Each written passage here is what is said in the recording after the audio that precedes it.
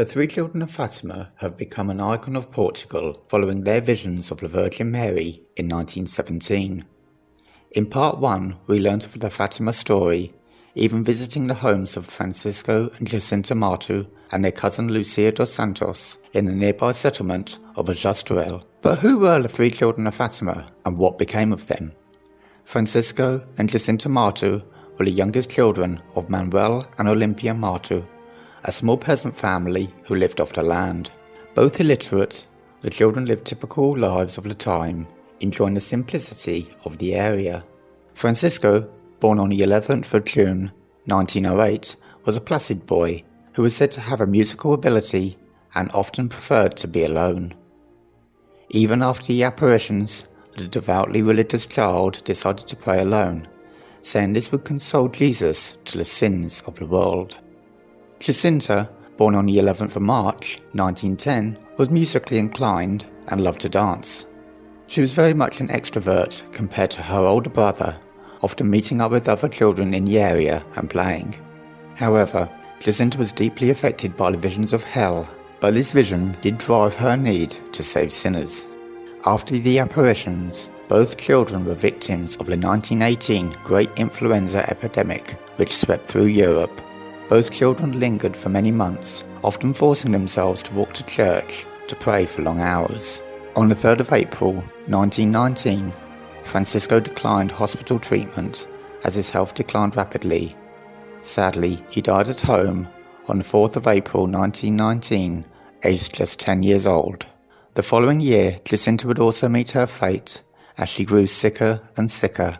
In a bid to save her life, she was taken to hospital, eventually transferred to a children's hospital in Lisbon, where she underwent an operation with minimal anaesthetic, causing her much pain, which she said would help convert sinners. Jacinta called on the hospital chaplain to administer Holy Communion and read her last rites. Believing her condition wasn't bad as first thought, the chaplain said he would return the next morning. However, the next day, on the 20th of February 1920, Jacinta died, just as she predicted, alone, aged just 9 years old. After the completion of the Basilica of Our Lady of Fátima, both Francisco and Jacinta were reburied within the basilica. It was said that during the exhumation of Jacinta's body, her corpse was perfectly preserved.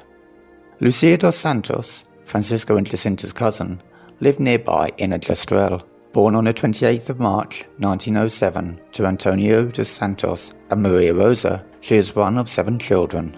Like her cousins, Lucia's family were also peasants, but they weren't poor, owning much land in the village. Her father was the first person to show her the sign of the cross and noted his hard-working attitude and generosity. After the apparitions, it was known that Lucia would live much longer than her cousins. Eventually, in 1921, Lucia left Fátima and moved to Porto. By 1925, Lucia had joined the St. Dorothy convent and became known as Sister Lucia, where she was transferred to Spain, not far from the northern Portuguese border. She returned to Portugal in 1946 to visit Fátima, then joined the convent of Santa Teresa in Coimbra. Sister Lucia visited Fátima only a few times since she left, notably in 1967, 1982, 1991 and the year 2000. On the 13th of February 2005, Sister Lucia died, aged 97. She was buried in the Basilica of Our Lady of Fátima next to Jacinta. On the centenary of the Fátima apparitions on the 13th of May 2017, Francisco and Jacinta were canonized by Pope Francis as Saints Francisco and Jacinta, while Lucia was given the title Servant of God. Fátima continues to draw the faithful and those who are curious, but the question remains, how did 3 shepherd children foresee the terrors of the world's future if it was not a miracle? So something I wanted to show you was this. This is an icon I acquired several years ago in Russia. It's a Russian icon of Mary with the Christ child. And it was written in 1889, over 100 years ago. To think that this icon has survived the Russian Revolution dating back to the time of the Tsar, and it's something that I trust quite dearly.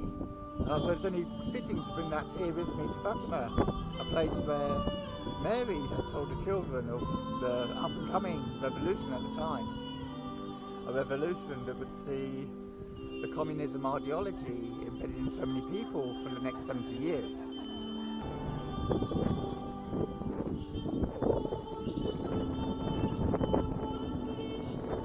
So it's getting late, it's almost, well, it's just gone past dusk, and I'm going to head off to the candlelit procession.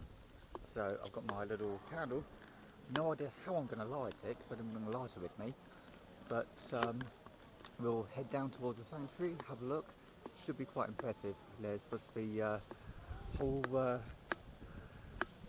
square full of people, all with candles, with a procession going on. So we'll wander down there and have a look, see what we can find.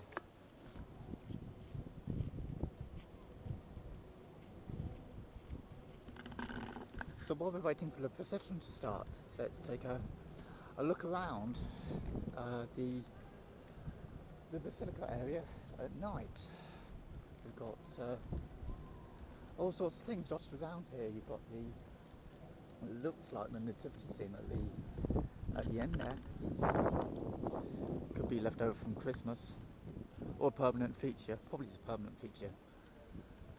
Got the wise men either side, baby Jesus in the middle, cattle, the angel that's linked in with a star, sort of a modern art design.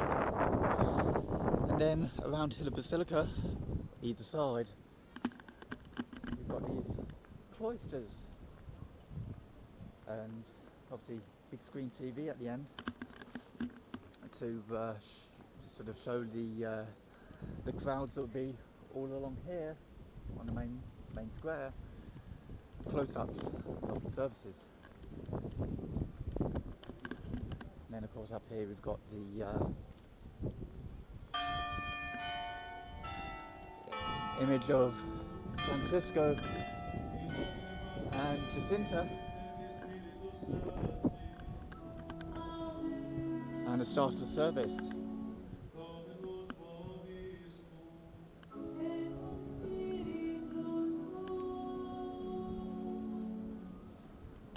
Go up a bit closer, see what else we can find. They do the service, then they have the parade. See the illuminated cross in the middle there. And all around here, either side, and if you can see that far, you've got Stations of the Cross right the way round, all lit up with this brick effect at the background, all done in tiles right the way round, showing the crucifixion. And then in the corner here we've got St. Anthony, followed by cherubs, angels. And then up the top of the basilica of the bell tower, you've got the cross on top of the crown. The crown that Mary would have on her head.